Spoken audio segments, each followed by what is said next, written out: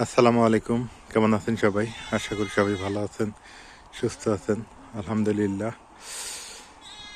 মানে ঠান্ডায় হুবুথুবু অবস্থা, এমন এক অবস্থা দাঁড়াইছে, ভালো মানুষগুলো ঠান্ডা কোকড়া লেগে গেছে একদম। বাংলাদেশের উত্তরাঞ্চলে খুবই শৈত্যপ্রবাহ চলতেছে। আর কুয়াশা পড়ুক সেটা সমস্যা না, সারাদিন তো কুয়াশা আছেই, কুয়াশার কোনো শেষ নেই। যে কুয়াশা দেখেন, সারাদিনই কুয়াশা চলছে, কিন্তু এই কুয়াশার মধ্যে হিমেল হাওয়া আর ঠান্ডা বাতাস, এটাই বলি না কেন, হাত পা একদম হয়ে আসতেছে, ভাঁজ হয়ে আসতেছে আর কি। প্রচণ্ড পরিমাণ ঠান্ডা পড়তেছে। আবহাওয়া অধিদপ্তর বলতেছে আরও 10-15 মানে 5-7 দিন 10 দিন এরকম থাকতে পারে। আর তার লক্ষণ হইল এই যে বাতাস হিমেল হাওয়া আসতেছে পশ্চিম দিক থেকে। পশ্চিম দিক থেকে যখনই এই শীতকালে হিমেল হাওয়া আসে আমাদের এদিক, তাহলেই তখন আমরা বুঝতে পাই যে আমাদের অবস্থা কী দাঁড়াবে। আমাদের এখানে তাপমাত্রা নাই বললেই চলে, তাপমাত্রা 7-8-এর মধ্যে চলে আসছে প্রায়। আর বাংলাদেশের এই তাপমাত্রা কিন্তু অনেকে মনে করেন যে ইউএসএ থাকি, কানাডা থাকি, অনেক দূর দূর রাষ্ট্রে থাকি, এখানে তো মাইনাস, আর আপনার তো 7 আছে তবু, তাই না? কিন্তু ব্যাপারটা হলো কি, আমি একটা কথা বলি, আমরা অভ্যস্ত না, উন্নত রাষ্ট্রগুলো অভ্যস্ত, আর আমরা অভ্যস্ত না। আর আমাদের প্রিপারেশনও থাকে না এই ঠান্ডা নিয়ে, এই শীত নিয়ে।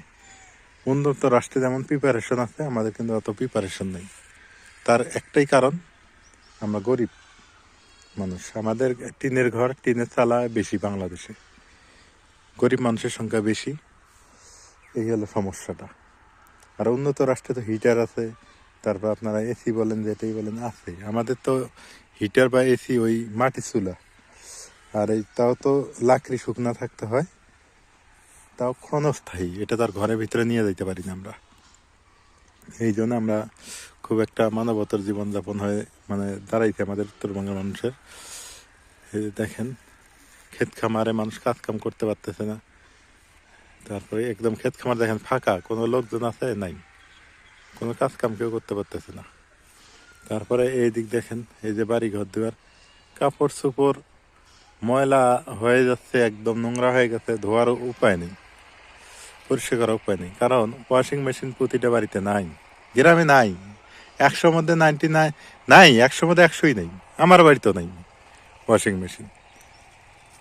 তাহলে এই যে কাপড় চোপড় নোংরা হয়ে যাইতেছে, পরিষ্কার করার মতো কোনো ওয়েও নেই। তো সব মিলে আমরা একটা হজবরল অবস্থার মধ্যে পড়ে গেছি। গ্রামের মানুষ এই ঠান্ডায় যে কষ্ট, রোদে যে কষ্টটা পাই না আমরা, এই ঠান্ডা হলে আমরা কষ্টটা বেশি পাই উত্তরে মানুষ। মানবতার, যে বললাম, যে মানবতার জীবনযাপন চলতেছে। এখন গরিব অসহায় মানুষ তাকিয়ে আছে, কে কয়টা কম্বল দিবে। কম্বলই তা আসলে 1 নাম্বার সম্বল। কম্বল অন্তপক্ষে 2টা কম্বল গায়ে দিলে আর 2টা কাঁথা গায়ে দিলে রাতের বেলা শীত নিবারণ হয়। কিন্তু আমাদের যে লোক সংখ্যা, যে জনগণ, এত কম্বল মেম্বার চেয়ারম্যান দিয়ে তো কুলান দিতে পারে না।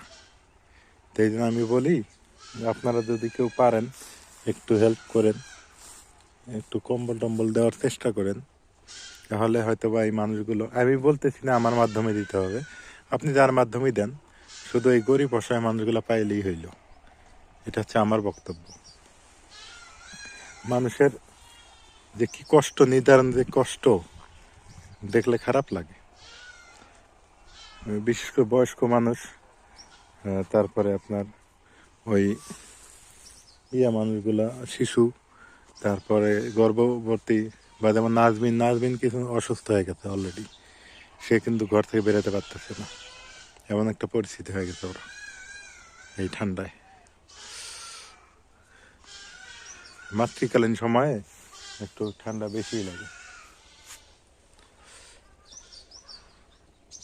অনেকে সোনাকে চেনেন না, শুধু মোনাকে দেখেন। মোনাকি দেখেন, এই যে সোনা, সোনা একটু ছোটোখাটো এবং বুলবুল করে, বুলবুল বলতে কি, একটু সুন্দর বেশি। আর সোনা একটু কালো সাদা, আর এ হচ্ছে গ্রে টাইপ। এই যে আমি আসছি, ও আমার পিছে পিছে চলে আসছে, মোনাকে খুঁজে পাইতেছি না অবশ্য। সোনা মানা দুইটাই পোষ ধরা, খাইলো, এখনই খাইলো, খাওয়া দাওয়া করে চলে আসলো আমার পিছে পিছে। আমি যেখানে যাব ওরা পিছে পিছে যাবে, এই হলো অবস্থা। এদের একটা নীতি দেখলাম আমি, ওরা কিন্তু ঘরের মধ্যে বাড়ির মধ্যে কোনো প্রসাব পায়খানা করে না, ওরা বাহিরে প্রসাব পায়খানা করে। এটা খুব ভালো লাগে এদের। ওদের ঘরটা দেখবেন একদম মানুষের ঘরের চেয়েও পরিষ্কার। এই হলো অবস্থা। এই হলো সোনা। আমি কি সোনা খেতে দেন না? এই হলো সোনা। আর একদম হচ্ছে মোনা। তবে সোনা একটু কথা বোঝে ভালো, এ কথা বোঝে, এ কথা বোঝে এবং মানে। মোনা হচ্ছে কি ঘাত তেরা টাইপ। মোনা একটু ঘাড় বাঁকা করে থাকে, কথা বলবেন শুনবে না। আবার যখন কোনো কিছু ডাকবেন যাবেন, ও যাবে পিছে পিছে যাবে। দুষ্ট বেশি মোনা, এ আবার ভদ্র টাইপ, এ বেশি দুষ্ট না, এ পিছে পিছে ঘোরে। হ্যাঁ ঠান্ডা লাগছে না? হ্যাঁ এই যে দেখুন কথা বুঝে গেছে কিন্তু। আয় আয় আয় শোনা, বাড়ি যাই আয়, ঠান্ডা লাগতেছে তো, এই যে আমি চলে গেলাম, এই যে আয় আয়। দেখতেন, এ কথা খুব দারুণ বোঝে। মোনা কথা কম বোঝে, মোনা বোঝে কিন্তু মানে না, এ আবার কথা খুব বোঝে। এই গবাদি পশু ছাগল টাগল এদেরও অবস্থা খুবই খারাপ।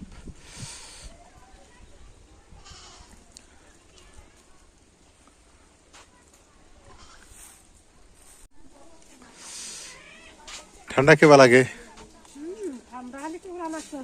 ঠান্ডা কুকরা লাগতেছে। হ্যাঁ শীতের কাপড় নাই? হ্যাঁ এই যে ছোট বাচ্চা করে শীত কমই লাগে না, কিন্তু কিন্তু বড় মানুষের ঠান্ডা বেশি লাগে।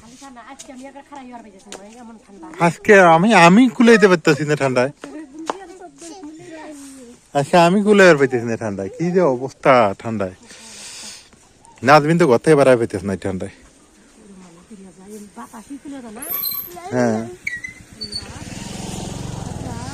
যে বাতাস উঠতেছে, আরো আরো ঠান্ডা বেশি লাগবে। কালকে আরো বেশি অবস্থা খারাপ আছে। নাজমিন ঠান্ডা কেবা? মা খুব ঠান্ডা, হ্যাঁ খুব ঠান্ডা। বাইরে আমি একটু বাইরে গেছি না, বাইরে মানে ঠিক পেরিয়ে পেতেছি না। ঘর থেকে বাইরে বাইরে নাই না। এই যে অবস্থা, নাজমিন তো ঘর থেকে বাইরে, নাজমিন তো অসুস্থ হয়ে গেছে আজকে, মনে হয় মা রান্না করলে না। এই ঠান্ডায় আল্লাহ কি হবো। বাতাস যায় দেখো বাইরে, কি বাতাস। বাইরে বাতাস হচ্ছে, আমার গেলে এখন দেশম কষ্ট হয়ে আল্লাহ 10টা শুনে না দিয়ে।